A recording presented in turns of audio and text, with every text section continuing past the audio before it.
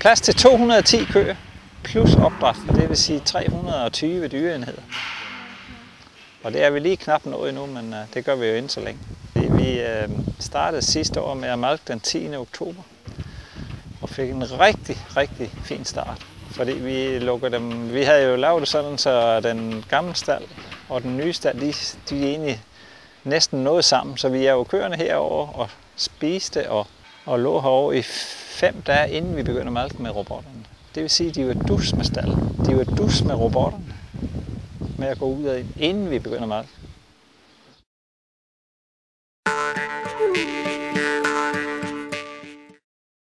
Men det er da generelt er den rigtig god. Det er helt sikkert. Og det er da en kæmpe lettelse, at vi kan malke 200 køer, uden næsten at have fået mere arbejde fra de 75, vi kom fra.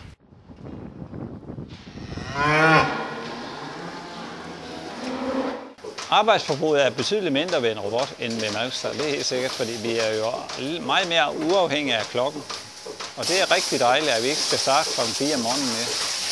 Der er ingen, der begynder før kl. 6 her, i det system her. En normal arbejdsdag her, det er jo, at Søren han passer robotterne. Det vil sige, at han starter inde ved computeren og aflæser, hvad der er af ting der, og så finder de køer, der skal frem. Og separerer dem fra, som skal til dyrlæge og inseminør. Og så bliver der ordnet sengen.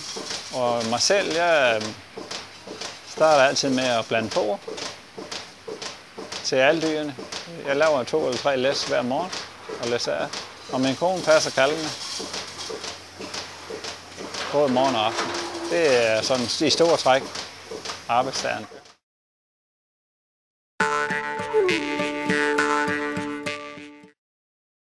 For at opnå en høj ydelse, så skal vi jo have et rigtig godt management. Vi skal have nogle gode dyr. Det har vi også, mener vi selv. En god avl. Vi er nået rigtig langt med avlen. Og vi har noget rigtig godt foder. Det er meget vigtigt. Og så selvfølgelig teknikken. Og det er jo robot. Og vi valgte jo så Feed First. Det var noget nyt. Og det bygger vi simpelthen stallen efter.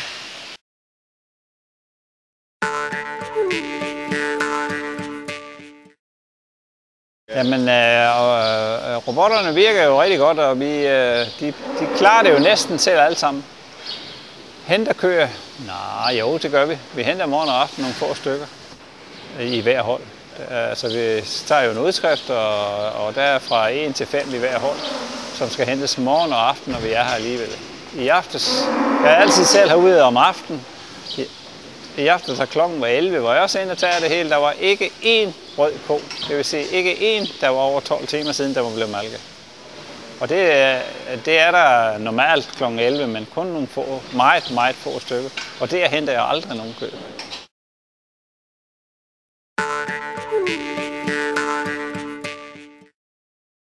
Jamen, da vi begyndte at projektere, der skulle vi tage stilling til, hvordan den skulle indrettes. Jeg havde egentlig selv forestillet mig, at vi skulle have en rigtig stor bred en, hvor det hele var i.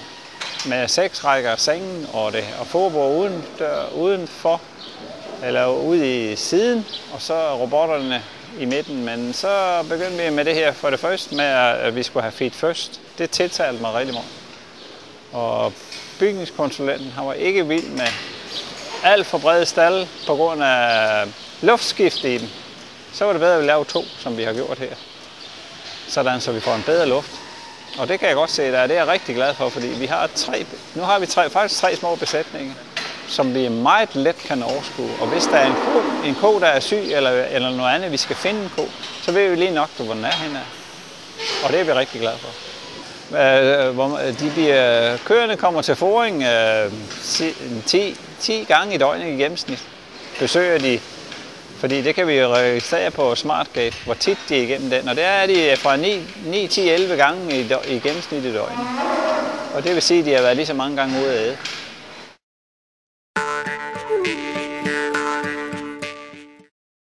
Vi flytter aldrig køer mellem grupperne. Hvis den er sat ind i en gruppe, så bliver den der. Og det vil sige, at vi har ikke nogen højdydende grupper, og vi har ikke nogen lavdydende grupper eller unge dyr eller nogen. Alle går imellem hinanden, og når de er sat i en gruppe, så bliver de dertil. Foder skal der være tilgængelig hele døgnet rundt. Det sker jo samtidig, at det kører tør en time før vi kommer og får. Det duer ikke. Det må der ikke.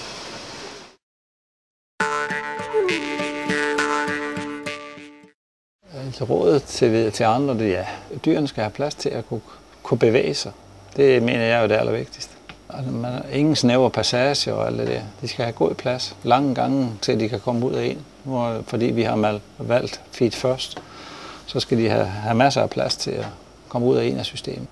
Og lytte til de råd, du får af professionelle folk. Det er rigtig mange besætninger, selvfølgelig har vi det. Både med og uden robotter. Det har vi været de sidste 5 år. Alt hvad vi kunne. Man lærer jo mange ting, og også af ting, som man siger, det vil jeg i hvert fald ikke have. Jamen det gør man helt bestemt da. Om vi har fået det helt ideelt, det ved jeg ikke, men jeg synes, det virker godt. Jeg valgte VMS på grund af arbejdslettelsen, og vi er mere uafhængige af fremmede folk. Vi kan klare det jo med os selv her, uden at blive stresset. 200 køer til, hvor vi hjælper hinanden her, det kan vi sagtens klare, uden at hverdagen bliver for lang. Så vi er helt uafhængige af fremmede folk.